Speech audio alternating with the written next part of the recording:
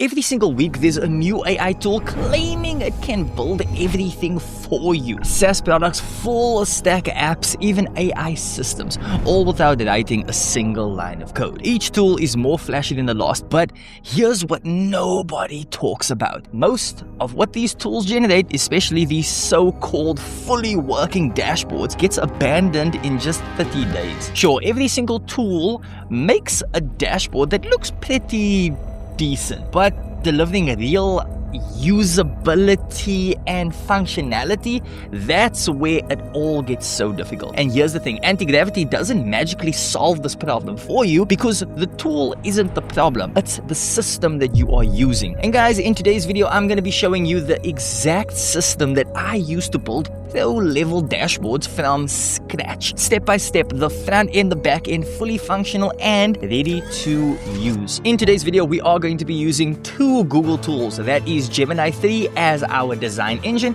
and Antigravity as our coding environment. We are going to build everything together because when you really think about it, a great dashboard isn't about charts or even components. It's a translation layer, taking complex data on one side and turning it into instant understanding on the other. And guys, before we dive in, we've actually put the exact prompts that we use, our workflow checklist, and 3 dashboard templates in our free school community, guys. The link is in the description below. Guys, go and grab them right now and go and check it out. There's so many members in the school, guys, and I guarantee you are going to love it. But right now, let's hop over to the PC. Okay, guys, so now that we are over to the PC, the first step is to define the purpose of our dashboard. And guys, honestly, this is the most overlooked part of dashboard designs. You need to know what your dashboard is for. So ask yourself the following questions. What problem does this dashboard solve? Who is the user and what decisions are they here to make? Okay, so let me show you exactly what I mean. So this is the dashboard that we will build, and here's how it answers our questions. So it's a CRM dashboard, and the challenge here is understanding how sales teams actually use their system. The primary user is usually a sales manager or a revenue lead, so it has easy to find metrics. So their key decision is figuring out which pipeline stages, deals, and activities are driving results. So each widget provides nuanced information about the CRM system. So once we can see that clearly, the CRM stops being just a database and it starts becoming a decision-making tool. So now let's start building the CRM. Okay, so let's head over to Antigravity right now and open a new workspace and create a new blank folder called CRM dashboard. Okay, now that we got that out the way, guys, the second thing that we need to do is build a good data structure. And this is where most people actually get stuck. So you need to ask yourself 3 things. Where is the data coming from? What are the sources and how does it all connect to each other? And how frequently will the data change? Is it dynamic? Is it static? Guys, these are all important questions because if you don't understand your data structure, your dashboard will break the moment real data actually hits it. Okay, guys, so let me show you what this looks like in practice. So for a CRM dashboard, I have our data structure ready with customer IDs, company details, and a few more stuff. So you can also copy my CRM data structure from our free school community.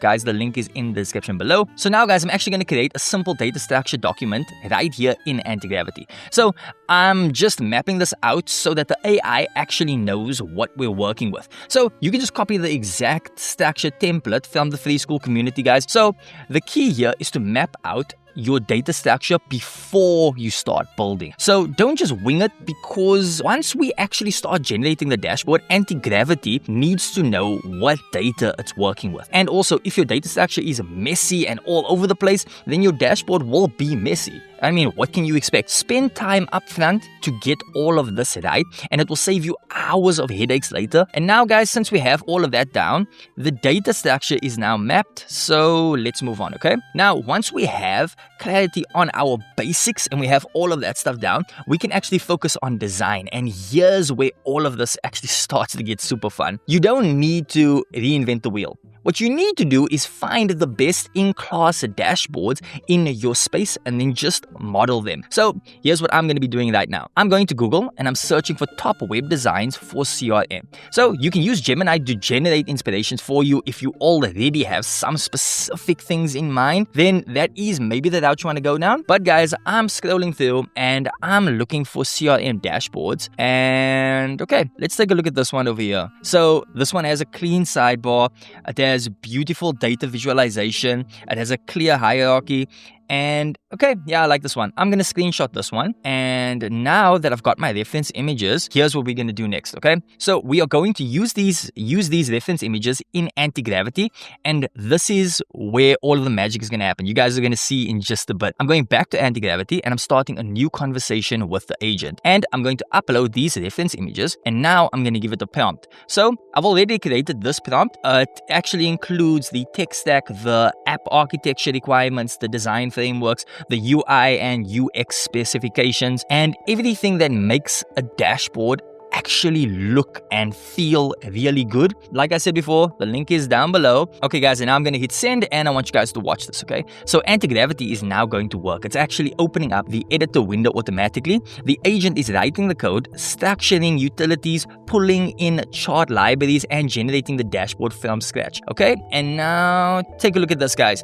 So I'm actually watching the file update line by line, and the index HTML is going from empty to scaffold to full application right before our very eyes. And this is the power of using reference images. And also, let's not forget about a solid meta prompt. So you're not copying, you're actually using proven formats that actually works, and you are just twisting it a little bit so that it works even better for you. This is a pure strategy. This is how the best designers actually operate. So now that Antigravity has generated our dashboard, let's take a look at it, okay? So I'm gonna open it in the browser preview. Okay, here it is. And there we go, guys. You can see it looks pretty. We've got our sidebar, we've got our data visualization, we've got our metrics display. But here's where you actually need to be very critical of your dashboard and you need to define it. So the first thing that I'm going to do is I'm going to check the color consistency across data visualization. So right now, the charts are using random colors that don't necessarily mean anything. They don't get a specific kind of emotion coming your way. So the line chart is purple, the bar chart is teal, and there's no logic to it. I'm going to tell Antigravity to create a consistent color scheme. Use green for positive trends, use red for negative trends, and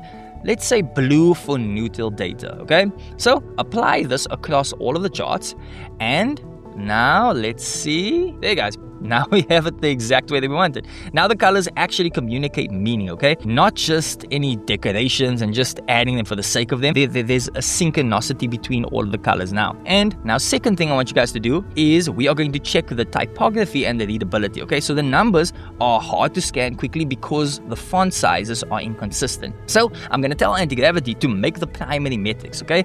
Like total users and revenue, I want those to be larger and bolder. So those are the things that immediately catches your eye. So use a lighter font weight for secondary data. And now let's see how it does. There we go, guys. Perfect.